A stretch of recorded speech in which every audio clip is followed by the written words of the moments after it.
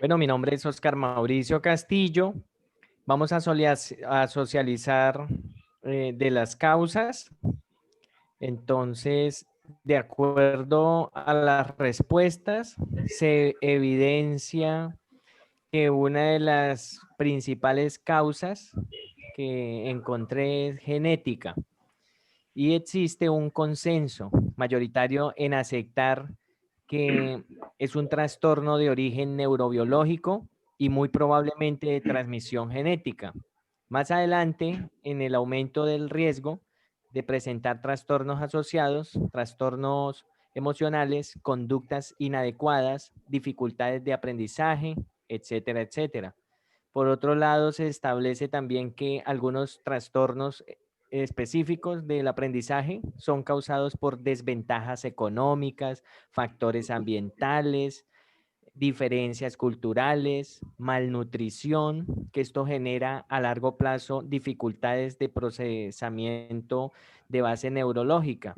Entonces, las cuales de esas pueden interferir con el aprendizaje de las habilidades básicas, tales como la lectura, tales como la escritura o la destreza de matemáticas, se producen a pesar de las oportunidades educativas. Entonces también pueden interferir con las habilidades de nivel superior, tales como la organización, la planeación del tiempo, el razonamiento abstracto, la memoria y la atención a corto o largo plazo. Bueno.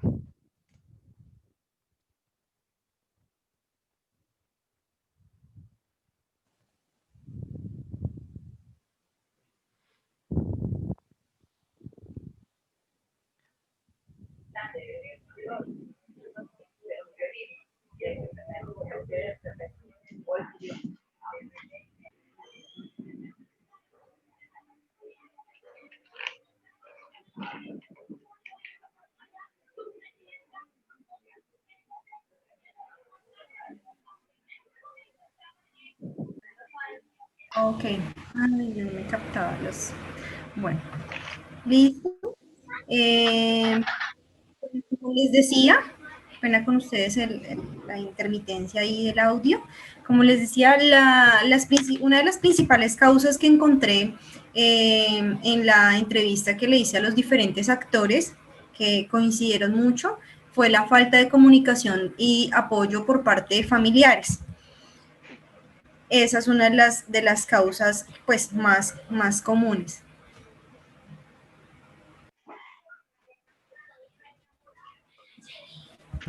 Dime.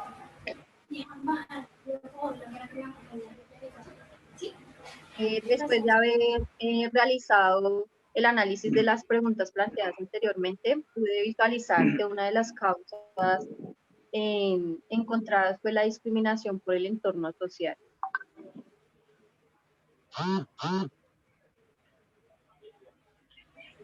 Mi nombre es Clara Luz Marina Costa y pues dentro de los hallazgos obtenidos en la información realizada a través de las entrevistas, pues como lo más relevante que me encontré es el no tener en cuenta de pronto los procesos atencionales en el procesamiento de la información y la formación deficiente en habilidades y de pronto en los hábitos de aprendizaje. La existencia de pronto de malos hábitos de aprendizaje. Buenas tardes, mi nombre es Juan Diego Cubides. Una de las causas encontradas es la falta de atención, el autoestima, falta de elementos y materiales, la inseguridad. Bueno.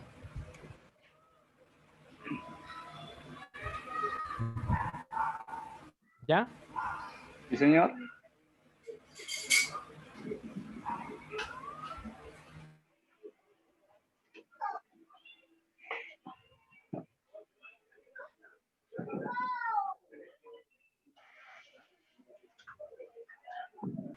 Bueno, 1, 2, 3.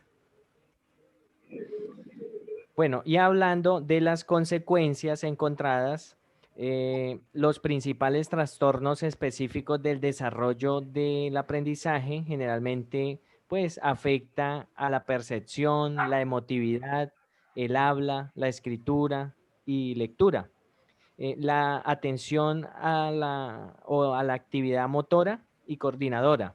Entonces, los niños que padecen ese tipo de trastorno presentan un rendimiento escolar más bajo, aunque la mayoría de ellos tienen una inteligencia normal y superior a la medida.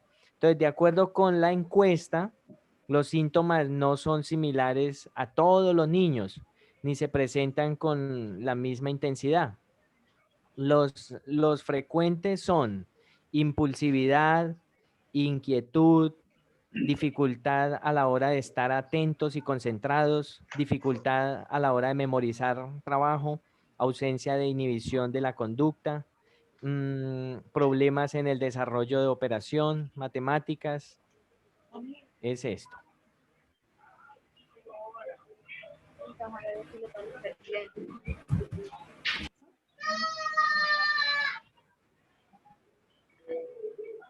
Ok, bueno, muy importante lo que nuestro compañero Oscar nos dice. También hay que recordar que una de las consecuencias, pues, también a tener en cuenta, pues, lo que yo encontré dentro de la entrevista, es que la deserción escolar también es una de las consecuencias más relevantes, el aislamiento, también vemos que las consecuencias pueden ser por parte de los padres el maltrato. Me parece muy importante nombrar esas consecuencias. Con respecto a lo que los compañeros anteriormente mencionaban, también quiero resaltar que después de haber realizado la entrevista pude identificar que también se ve como consecuencia el consumo de sustancias psicoactivas y alcohol, y también la falta de empatía por parte de los compañeros y también de los educadores y de sus padres.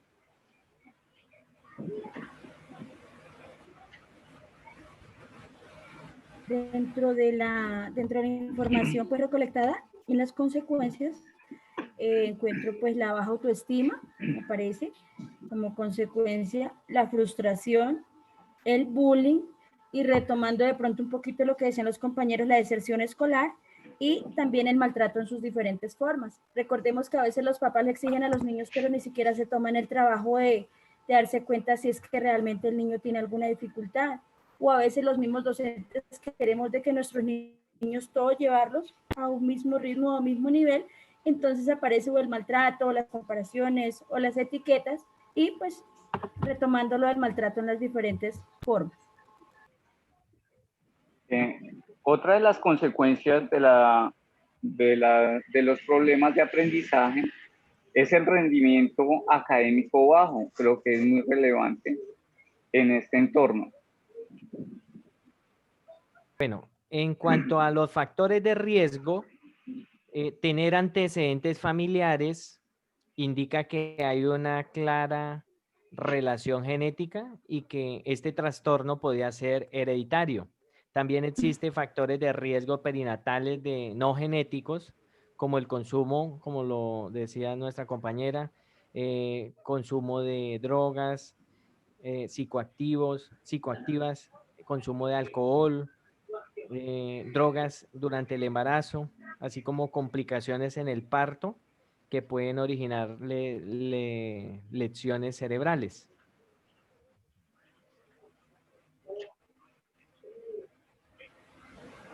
Ok,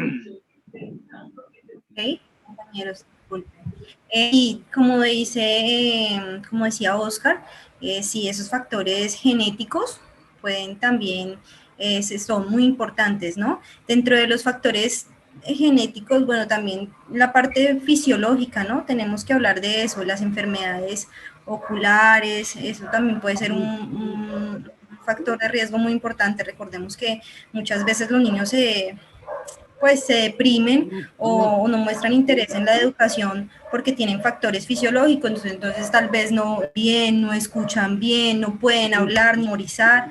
Entonces, esos factores fisiológicos también me parecen muy importantes y fueron los que más, pues a nivel de la entrevista. Bueno, es importante lo que dicen los compañeros en los factores de riesgo, basándonos en el contexto patológico y biológico, pero también no podemos dejar de un lado, en las entrevistas que yo realicé, encontré también que se interfiere mucho el bajo nivel socioeconómico para esto del factor de riesgo.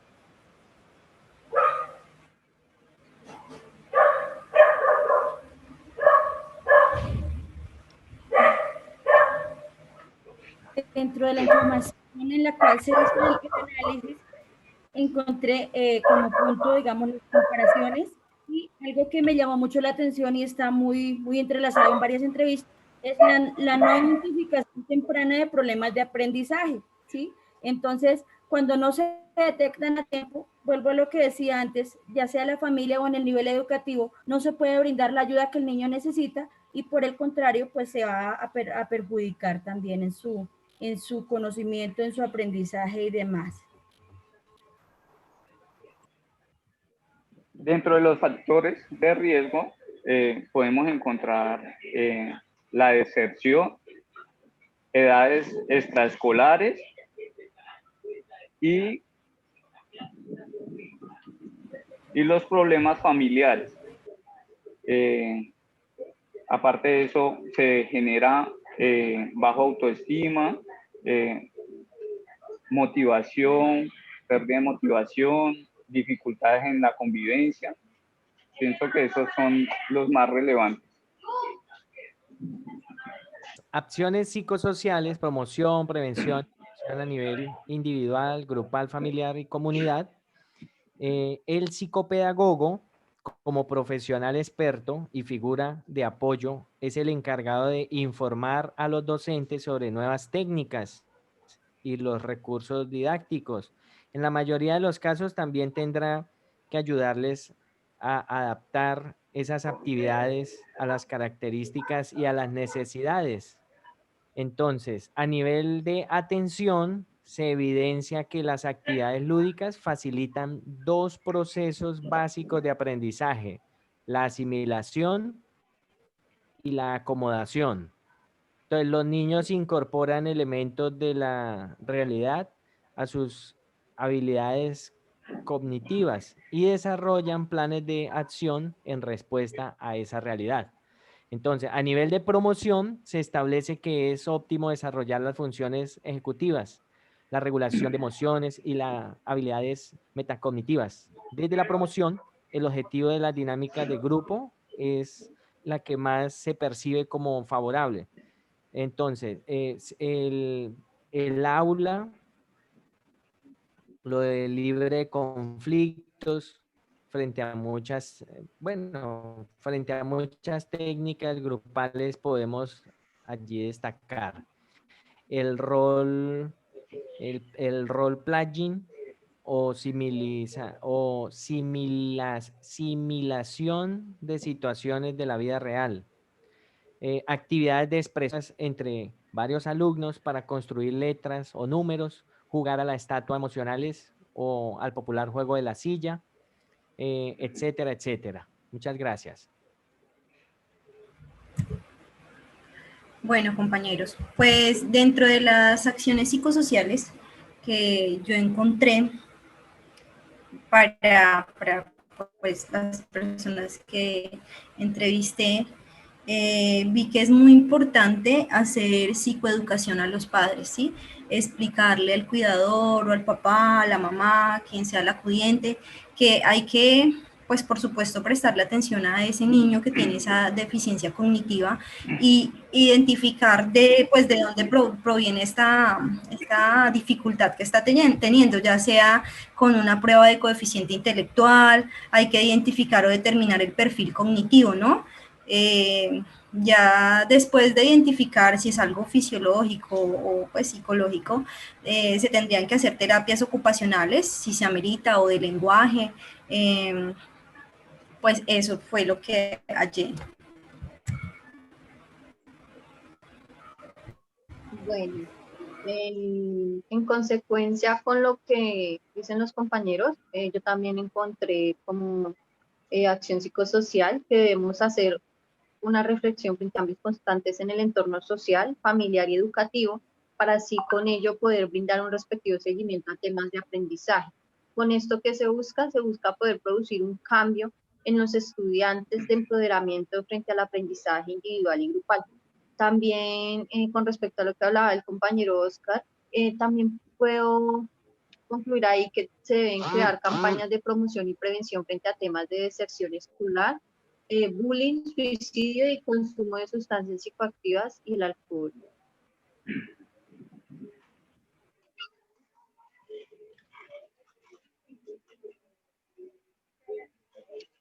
En las acciones psicosociales me encontré la importancia de la interacción con el estudiante, ¿sí? Para conocer el grado y el nivel de necesidad que él tiene en sus conocimientos y principalmente también en el contexto familiar, pues para ver el trato con el niño, la relación con el niño, el apoyo con el niño, porque acordémonos de que es el primer contexto social que el niño tiene y pues donde el niño evalúa sus primeros aprendizajes porque puede que él haya iniciado un proceso bien, ¿cierto? Pero de pronto la familia no esté dando el apoyo necesario. Obviamente que pues remitirlo al profesional porque es él quien dictamina de un diagnóstico netamente necesario cuál es el paso a seguir y acorde en la parte educativa, obviamente sí adecuar actividades acorde a las necesidades y las particularidades del niño, ¿cierto? Que pues difícilmente está, diría yo, muchos docentes, no generalizo, pero no hay la preparación suficiente para atender las necesidades educativas que se requieren. En cuanto a las acciones psicosociales, pienso que en la promoción se deben de crear las diferentes estrategias para generar un entorno favorable, evitando situaciones de dificultades en estas personas. A cuanto a la prevención, es intervenir oportunamente, posibles remisiones a los diferentes especialistas, porque el psicólogo cumple una función únicamente de orientar, más no de tratar, de identificar y remitir. En la atención, asistir a la comunidad educativa con acciones y estrategias que permitan generar mejores entornos escolares. Y continúa esto, se debe de realizar un seguimiento, ¿no? Para continuar el proceso. Ahí es donde se determina que se debe de realizar una atención integral, todo el contexto escolar, donde está incluido la familia, docentes administrativos y los diferentes alumnos. No únicamente manejarlo como un caso aislado, sino en general, porque se debe socializar a nivel del aula de clase, para que esa persona no se sienta, para que no exista la exclusión de este alumno.